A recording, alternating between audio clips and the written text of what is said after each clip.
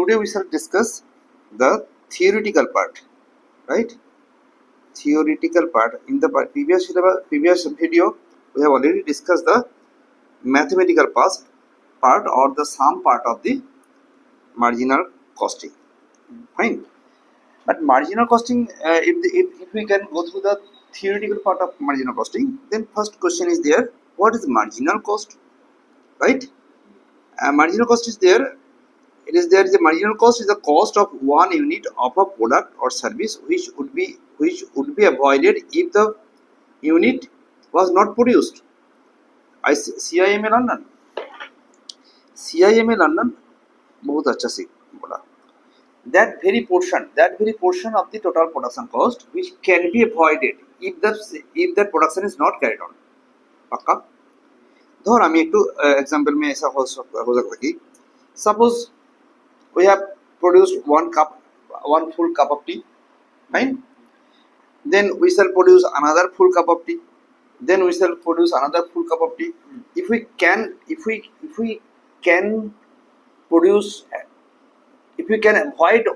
producing one cup of tea, if we can avoid one cup of tea, अगर एक cup हम लोग नहीं बनाएगा तो इसका खर्च कम जाएगा. That means you can avoid this type of cost. So CIMA as a definition is there. Yeah, if it is that क्या बोला बोल marginal cost এখানে পড়ে দিচ্ছি না সময় নষ্ট হয়ে যাবে. marginal cost বল. marginal cost আমি বললে তুই বলবি. marginal cost is the cost of one unit of product. Marginal cost is the cost of one unit of the product or service which would be avoided if one unit is not produced. এটাকে আমি যদি বলতাম তাহলে ঘুরিয়ে বলতাম great thing. আমি কি বলতে পারি? আমি আরাম করে বলবো কিরকম ভাবে যে এডিশনাল ওয়ান ইউনিট তৈরি করতে গেলে যে অ্যাডিশনাল খরচা হয় তখন আমরা কি বলি? Additional one unit additional extra unit cost incurred for additional one unit of product or service. আমি এরকম বলতে পারি. বাট ওরা খুব সিআইএম দারুণ সুন্দর করে বলেছে. তুমি যেটা পারবে তাকে বলে marginal cost. Clear? Marginal cost কাকে বলে? And if we can use the technique of marginal cost, fine. If we can use the technique of marginal cost to get the to make the decision, আমি marginal cost এর এই পদ্ধতিটাকে marginal cost কে use করে you can take some decisions whether it is to be produced or not to be produced, how much is to be produced. এই ডিসিশনের জন্য যে মেথডটাকে use করা হবে তাকে বলে marginal costing. তো প্রশ্ন যদি করে what is marginal costing? The marginal costing is the technique of ascertaining cost of the goods produced or services rendered. It is an important tool used by the modern management for analysis of the data and the taking decisions and critical decision making. That is the marginal costing. Fine. এই marginal costing কে কেউ আরেকটা নতুন নামে রাখে. যেমন তোর অনেকগুলো নাম আছে না, তেমনি নতুন নামে রাখার জন্য তারা বললো marginal costing কে CVP অ্যানালিসিস বলে. কেন? Cost volume profit analysis. এটাও একটা নাম আছে. তাহলে এটা কি জিনিস হলো? তাহলে হোয়াট ইজ সিভিপি অ্যানালিসিস যদি কোশ্চেন আসে এক্সামে, আমরা মেনলি এসএকিউ আর কিছু জায়গাতে লং কোশ্চেন আসতে পারে এখান থেকে. তো হোয়াট ইজ সিভিপি অ্যানালিসিস? না, সি মানে কি বলো? কস্ট. ভি মানে কি? সেলস. কতটা বিক্রি হলো? তাহলে কত বিক্রি হলে কত কস্ট হলো আর কত প্রফিট হলো. তাহলে কত বিক্রির উপরে ডিপেন্ড করে কত কস্ট আর কত প্রফিট হয়, এরকম যদি কোনো অ্যানালিসিস করতে পারি, it is called cost volume profit analysis বা CVP analysis. Then if there is a question what is cost volume profit analysis বা CVP analysis, is the analysis of the cost of output. একটু বড় করবো এটা, একটু zoom করে এখানে আমি আর খাতায় লিখছি না কারণ নষ্ট হবে. কি নষ্ট হবে? মোর টাইম চলে যাবে. Cost volume profit analysis is the analysis of the cost of output and sales revenue of for different volume of the quantities, volume or quantities of production and production and sale of the goods or services, and determination of the resultant profit or loss of this level of activities. একদম এটাই আমি বললাম মাত্র। তুমি কি কি ঠিক করবে না, তুমি ঠিক করে ভাই কত আমার সেলস রেভিনিউ আছে, এই সেলস রেভিনিউ হলে কত কস্ট হলো, আর কত কস্ট হলে আর তার রেসপেক্টে কত প্রফিট হয়েছে, আর কত প্রফিট হয়েছে। এই তিনটে জিনিসের মধ্যে যখন রিলেশন করব তখন তাকে বলে Cost, volume, profit analysis. একদম রাইট। যখন এই তিনটে রিলেশন দিয়ে কোনো কিছু অ্যানালাইসিস করতে যাব, Cost, volume, profit analysis. আমি আর রিপিট করছি না।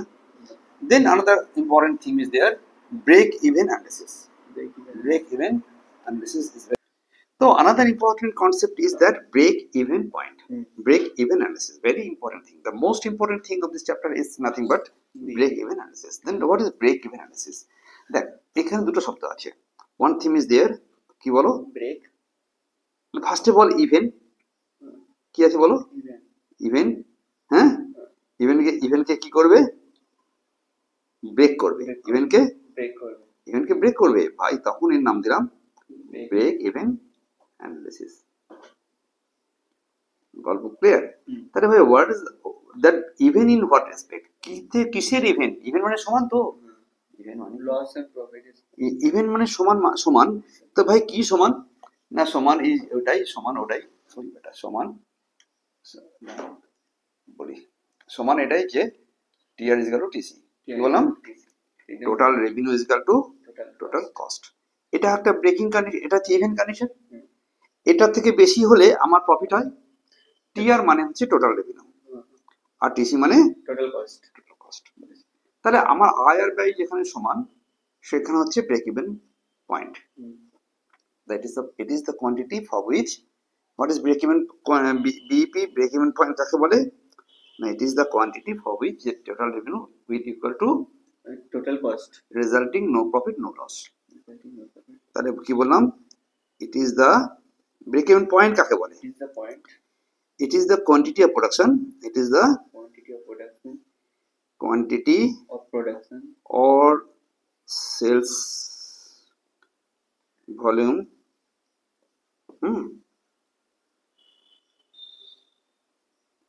it is a quantity of production at which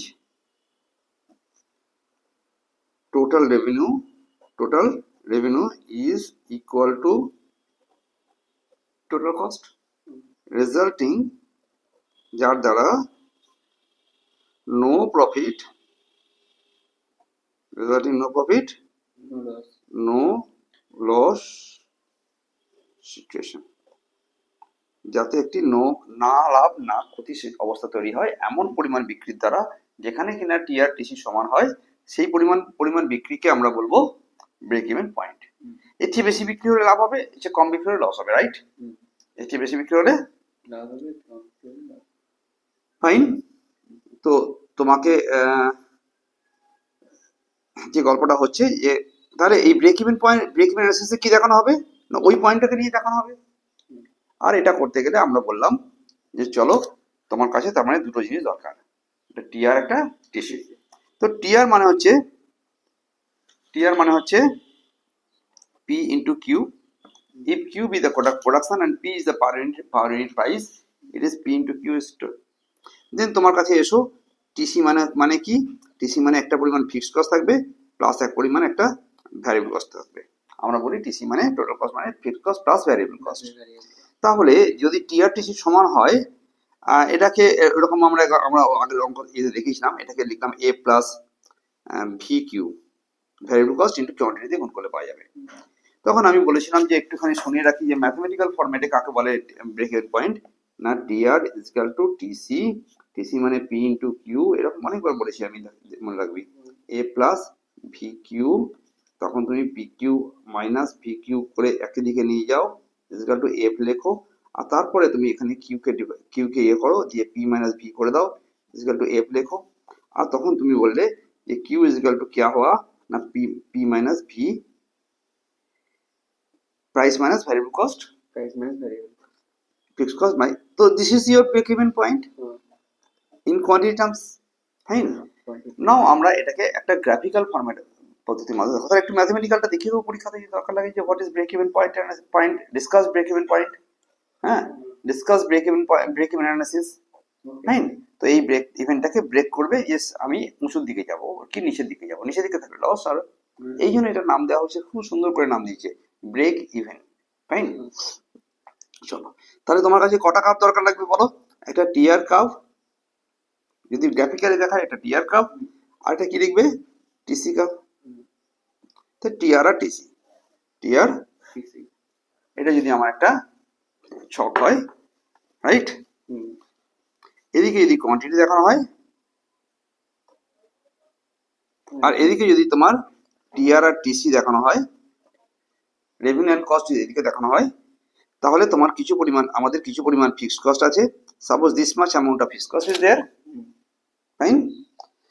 R fixed কস্টের পরে আবার ভ্যারিয়েবল কস্ট আছে এ প্লাস বি কিউ, এবং সেটা কোয়ান্টিটি বাড়ার সঙ্গে সঙ্গে বাড়ে, তাহলে কাপটা দেখতে এরকম একটা কাপ হবে, that is called TC curve, right, উঁচু দিকে যাবে, কষ্টটা বাড়বে।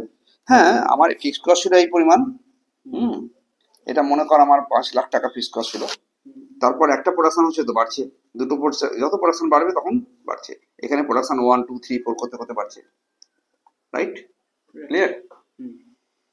এটা যদি টিসি হয়, আর মার্কেট যদি পিওর কম্পিটিটিভ মার্কেট হয়, মার্কেট যদি পিওর কম্পিটিটিভ মার্কেট হয়, তাহলে মনে করো একটা দাম আছে নির্দিষ্ট, ধর একটা পেনের দাম 10 টাকা, এই পেনটার দাম 10 টাকা, তাহলে একটা পেন বিক্রি করলে আমি 10 টাকা পাই, দুটো বিক্রি করলে 20 টাকা পাই, তিনটে বিক্রি করলে 30 টাকা পাই। যদি পিওর কম্পিটিশন হয় তাহলে ওটা স্ট্রেট লাইন হয় এরকম, this is your TC, TR curve, this is your TR curve. তাহলে খুব সিম্পল বুদ্ধি হচ্ছে, টিআর আর টিসি কোথায় গিয়ে ইন্টারসেক্ট করছে, ব্রেক ইভেন এই দ্যাট ভেরি পয়েন্ট, তাকে বলে ব্রেক ইভেন পয়েন্ট, ফাইন। তাহলে এইখানে গিয়ে টিআর টিসি সমান কিনা, তাহলে এই যে করেসপন্ডিং কোয়ান্টিটিটা পেলে O Q zero production, right, আর এটাকে মনে কর ই পয়েন্ট দিলাম, জান ইভেন পয়েন্ট, ওই জন্য নাম দিলাম ই পয়েন্ট, তাহলে দ্যাট ভেরি পয়েন্ট যেখানে কোয়ান্টিটি ওর করেসপন্ডিং যে কোয়ান্টিটি পাবো, সেই কোয়ান্টিটিটাকে আমরা বলবো ব্রেক ইভেন পয়েন্ট কোয়ান্টিটি, সেটা আমার break even point. Break even point quantity. আর ভাই এদিকে পেলাম প্রফিট, হ্যাঁ কি না, এদিকে পেলাম लॉस, এই অ্যানালিসিসটাকে বলা হয় break even point analysis. Exam में अगर आ गया कि चलो graphically explain the break even point, क्वेश्चनটা কেমন আসবে, graphically explain the break even point, Then I will draw this picture. যদি বলে graphically Describe. Explain This is the it will give you The explain the explain তো করতে হবে, একই কথাবার্তা, আমি যেমন বললাম এরকম বলে হবে না পরীক্ষাতে, explain the break even point. তখন তুমি বলবে যে দেখুন এইরকম ভাবে একটা টিআর কাপ পাই, এরকম একটা টিসি কাপ পাই, TC constitute a plus V Q, that is why it starts with a gap of fixed cost and going upward as it has a positive slope. তো আর টিআরটা কেন হবে না, যদি সেম প্রফিট প্রাইস হয়, এখানে হচ্ছে same price, মানে at the rate 10 টাকা, সেম প্রাইস পিওর কম্পিটিশন মার্কেটে হয়, এইসব নিয়ে আলোচনা করে আমরা পড়বো, একবার বই থেকে একবার দেখে নেবো, বইতে কোথায় আছে একবার দেখা যাক, হ্যাঁ যেখানে আমরা এইসব আলোচনাগুলো পাবো। তো this is your break even point analysis, হ্যাঁ যেখানে ওরা ব্রেক ইভেন পয়েন্ট অ্যানালিসিস নিয়ে এগুলো সব কথাবার্তা বলবে, এই একটা কাপ এখানে লস খেলো, এখানে প্রফিট আছে, এসব কথাবার্তা বলা আছে, রাইট কি রং? right. Another theoretical concept is there, it is called profit volume graph. Profit মানে প্রফিট আর ভলিউম মানে সেলস, তবে কত সেলস হলে কত প্রফিট হয়, কত সেলস হলে কত প্রফিট হয়, আর বেশি বুঝবো না এখানটায়। তাহলে দুখানা কাপ দরকার লাগবে, একটা হচ্ছে কত আমার রেভিনিউ কাপ, টিআর মানে সেলস মানে কি রেভিনিউ, তো তাহলে একটা দরকার আছে আমার রেভিনিউ কাপ, আর রেভিনিউ কাপ থেকে না ভলিউম মানে যে কোয়ান্টিটি অফ গুডস সোল্ড, কত গুডস বিক্রি হবে, কত গুডস বিক্রি হবে, মানে কত পরিমাণ আমার কোয়ান্টিটি রাখবে, আর প্রত্যেক কোয়ান্টিটির জন্য কত কি পরিমাণ प्रॉफिट হবে। तो तुम्हारा profit is a function of quantity, कितना क्वांटिटी में कितना प्रॉफिट होगा, अगर if a chart can show this type of relationship, it is called profit volume graph. Profit volume graph or profit volume chart, profit volume, take care of it. Is graphically representation of the profitability,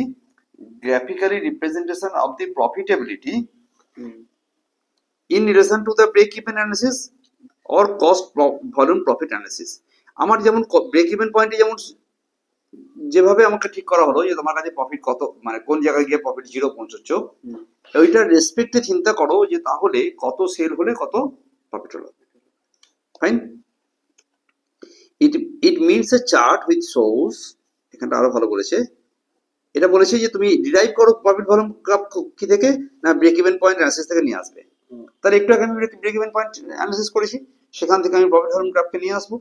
বলছে it means a chart which shows the profit or loss at various level of activities, specially indicating the level at which neither profit nor loss arises, that is break even. তার মানে কত profit, কত activity হলে, মানে কত sales হলে তোমার কত প্রফিট হয়, সেখানে যেন এটাও দেখানো থাকে যে কোন জায়গা থেকে no profit no loss condition পৌঁছেছ।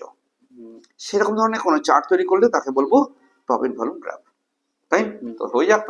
তাহলে মনে করে যাক এখানে আমি প্রফিট ভলিউম গ্রাফটাকে আঁকবো। কিরকম করে আঁকা যাক, আঁকি দেখা যাক। এটাকে মানে মনে করো ডাউনের দিকে নিয়ে যা। তাহলে তোর কাছে এই পরিমাণ, এইখানে তো কোনো সেলস নেই, so this is your loss portion. তো এইটার যতটা এখানে আছে ততটা দিয়ে এই পর্যন্ত মাপ। এটা যদি মনে কর 1 ইঞ্চি হয়, হ্যাঁ, তো এখানে 1 ইঞ্চি করে স্কেল করে মাপ। এইখানে গিয়ে নো প্রফিট নো লস, এখানে গিয়ে নো প্রফিট রাইট। কিরম? তাহলে এইখান থেকে উঠছে রাস্তা, লাইনটা এইভাবে উঠতে উঠতে কোথায় গিয়ে পৌঁছবে, এখানে গিয়ে পৌঁছবে। এই পর্যন্ত তার লসের লাইন, এখানে গিয়ে কি কোথায় পৌঁছলো, নো প্রফিট নো লসে। তারপর উপর দিকে উঠলো, একে বলে প্রফিট কার্ভ। কি কার্ভ? এখানে কি দেখা যাচ্ছে, এখানে দেখা যাচ্ছে কত সেলস হলে কত লস, তারপরে কত সেলস হলো কত লস, কত সেলস হলে কত লস, কত সেলস হলে কত প্রফিট, কত সেলস হলে কত প্রফিট। ইজি কেন? হ্যাঁ, কেউ যদি মনে, এটাই তো আমরা ওখানে করলাম। তো ওই জন্য মূলত যে প্রফিট ভলিউম গ্রাফ যেটা বলছে, এটাকে বলা হলো প্রফিট ভলিউম গ্রাফ। কি বললাম? Profit volume graph. Profit volume graph, right. কিরম? তো this is theoretical discussion class আগে কখন করিনি ভিডিওতে। তো ভালো কথা, এটা করে প্রফিট ভলিউম গ্রাফ। একদম ক্লিয়ার? তোমাকে যখন যদি বলে পরীক্ষাতে শুধু প্রফিট ভলিউম গ্রাফ আঁকতে, তখন তুমি আঁকো, এখানে একটা দাগ কেটে দাও, পুরো একটা লাভের জায়গা আছে, এই জায়গাটা লসের জায়গা আছে। এই লসটা এর করে তুলে নিয়ে গিয়ে দেখিয়ে দেবে, স্যার এই হলো profit volume graph, PV graph. এটা তো দরকারই আছে। কোনটা? এই লাইনটা না, দরকার নেই। তুমি এই জায়গাটুকু এঁকে দেখাবে। বাট ইট ইজ বেটার যে প্রফিট ভলিউম গ্রাফ আঁকলো তুমি এটা দিয়ে দেখাও। আমি একটা কথা বলি, এইটা পুরোটাই দেখাবি প্রফিট ভলিউম গ্রাফ বলে। আগে একটা ব্রেক ইভেন দেখিয়ে দিবি, সেখান থেকে এখানে আমি উঠছে কি করে জানতে পারবো এখানে প্রফিট ইয়েটা। তাহলে বেটার, হ্যাঁ, যে বেটার হচ্ছে তুমি ওইটাই আঁকো, যে তুমি একটা আগে এইটা এঁকে দেবে, তারপরে এটা আঁকবে। So this is called profit volume graph. পাক্কা? এরপরে একটা ফাইন পয়েন্ট আছে, সেটা আরো ইজি। তাকে বলে এই কোণটা, এই যে কোণটা হলো না, এই কোণটাকে বলে অ্যাঙ্গেল অফ ইনসিডেন্স। কি বলে? হ্যাঁ, অ্যাঙ্গেল অফ ইনসিডেন্স। এটা পরে ভালো করে দেখা যাবে না, আরেকবার ছবি নিয়ে গেলি, একে বলে অ্যাঙ্গেল অফ ইনসিডেন্স। তাহলে নেক্সট যে পয়েন্টটা আছে, অ্যাঙ্গেল অফ ইনসিডেন্স, সমাপতন কোণ বা বাংলায় বলে ইনসিডেন্স।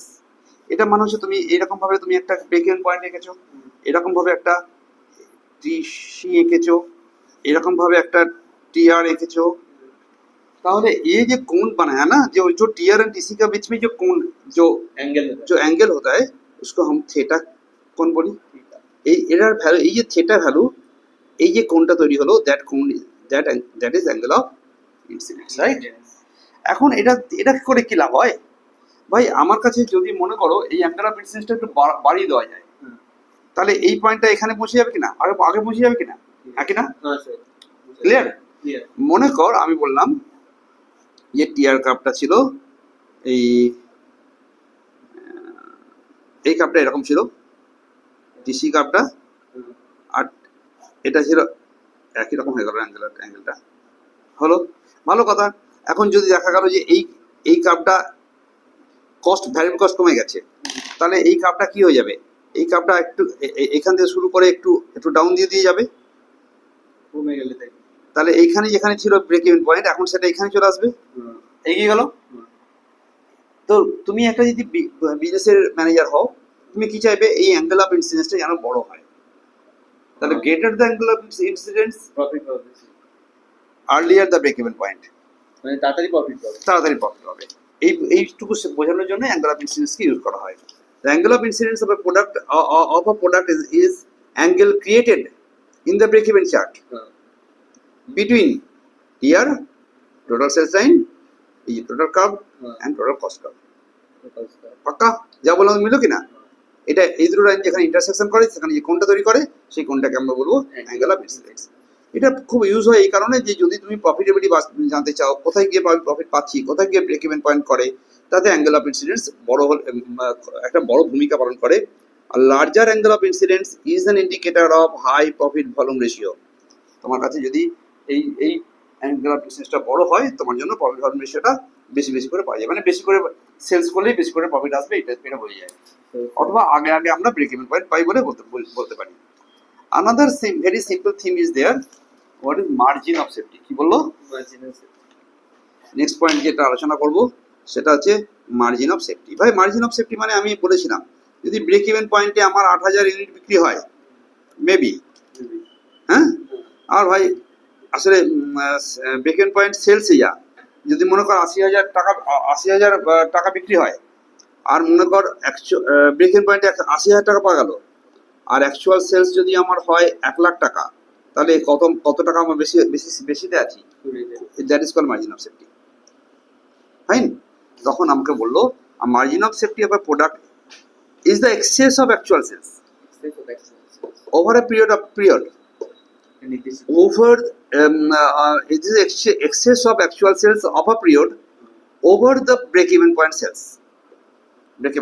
तो break even sales से जितना ज़्यादा actual sales होगा, that difference is called margin of safety।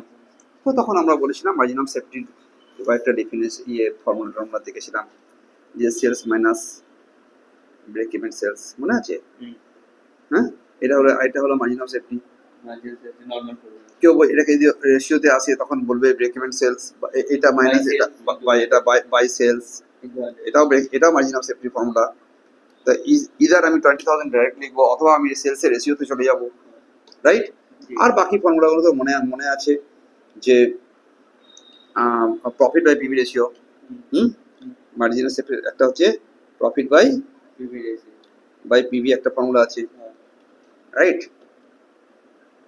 R like that, আর বেশি কিছু ভাবার নেই, একেবারে মার্জিন অফ সেফটি। সেটা কি কাজে লাগবে না লাগে আমরা পড়বো, রাইট?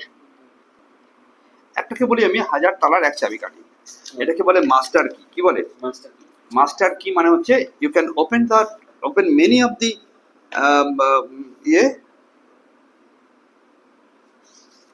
অনেক তালা আমরা একটা চাবিকাঠি খুলতে পারি, তার নাম হচ্ছে পিভি রেশিও। যদি বলে প্রফিট ভলিউম রেশিও কাকে বলে, তখন আমরা এই ডেফিনেশনটা বলবো profit volume ratio brings the relationship between the contribution and the amount of sales। তাহলে কি বললো বলো? উপরে কন্ট্রিবিউশন লেখো আর তলায় লেখো কি? Sales. Contribution by sales is the PV ratio, right? ভাই কন্ট্রিবিউশন ফর্মুলা কি?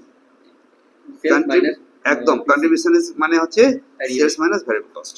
আর আমরা জানি sales is equal to a plus profit যোগ করলে তুমি সেলস পাও। তাহলে আমি যদি মনে করি সেলস থেকে মাইনাস ভি করবো, তাহলে আমি নিশ্চয়ই প্রফিটের এফ এর সঙ্গে প্রফিট পাবো ম্যাথমেটিক্যালি। তাহলে একে যদি এস দিয়ে ভাগ করো, একে যদি এস দিয়ে ভাগ করো, এটা হলো আমার পিভি রেশিও, রাইট? মিটে গেছে? এর আরেকটা ফর্মুলা এরা বলেছিল, এই আলোচনা করার পরে ওরা একবার জায়গা যাবে, change in profit by change in sales. Change in profit by change in sales. কেউ লেখে change in contribution by change in sales. Same. But এটা একই কথাবার্তা, change in profit by Change. Change in sales. আরেকটা PV ratio का formula है change in profit between period 1 and period 2, right? দুটো period তোকে দিয়ে দেবে, period Problem is the period. 1 হ্যাঁ and period 2। Period one for the problem is. মনে কর তোর কাছে বলে দিল যে ইয়ার 2020 তে দেওয়া ছিল আর 2021 এ দেওয়া আছে। এখানে বলা আছে সেলস কত, না সেলস 5 লাখ, আর এখানে আছে সেলস আছে এখানে 6 লাখ, রাইট? আর তোমার এখানে প্রফিট আছে কত, প্রফিট ছিল মাইনাস 10,000, হ্যাঁ, আর এখানে আছে প্লাস 10,000, মানে এখানে লস খেয়েছিল এখানে লাভ হয়েছে। তাহলে তোর কাছে চেঞ্জ ইন প্রফিট কত হলো? 20,000 টাকা। 10,000 টাকা থেকে ওভার করে আবার 10,000 টাকায় পৌঁছেছে, তাহলে কত টাকা প্রফিট হলো চেঞ্জ ইন প্রফিট? তাহলে চেঞ্জ ইন প্রফিট কত হলো by change in sales? 20,000 by 1 lakh. 10,000 के ओवरव्यू पूरे 10,000 के इनकम। হ্যাঁ আমি ইচ্ছে করে দেখালাম এরকম, তোর এখানে 10 থাক না, এখানে 30 লাখ, তাহলে 20 পারলো না? ওইটা বোঝানোর জন্য বললাম তোকে। পরীক্ষা দিয়ে দেয় এরকম, একবার লস খাবে পরীক্ষা খুব দেয়। মানে তাহলে 20% হলো তোমার পিভি রেশিও। কেউ কেউ 1/5 দেখো, আর বাকি পিভি রেশিও এমনি জানি আমরা।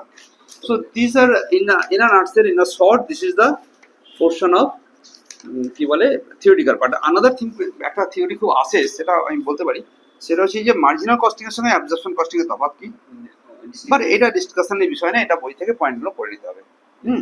কি বললাম আমি এখন দেখিয়ে রাখি এখানটায়, যদি বই না থাকে তো ওখানে স্ক্রিনশট নিয়ে টুকবি যে মার্জিনাল কস্টিং কি জিনিস আর অ্যাবজর্পশন কস্টিং কি জিনিস, রাইট? তার কি পার্থক্য, এটা বর্ধমানের জন্য তো খুব আসে, সব জায়গাতেই এটা আসার চেষ্টা করে যে what is the difference between marginal costing and, প্রথমেটা হচ্ছে অ্যাবজর্পশন কস্টিং। এটা আমি এখানে দেখিয়ে রাখলাম, শুধু এই থিওরি আর ডিসকাস করতে পারবো না আমি। মার্জিনাল কস্টিং এর তফাৎ, হ্যাঁ, অ্যাবজর্পশন কস্টিং আর মার্জিনাল কস্টিং এর এই দুটো তফাৎ দুটো, এটা একটা ইম্পর্টেন্ট থিওরি পরীক্ষাতে আসতে পারে। ওকে, this is all regarding theoretical part of CVP analysis. Fine, over. Chalo, bye.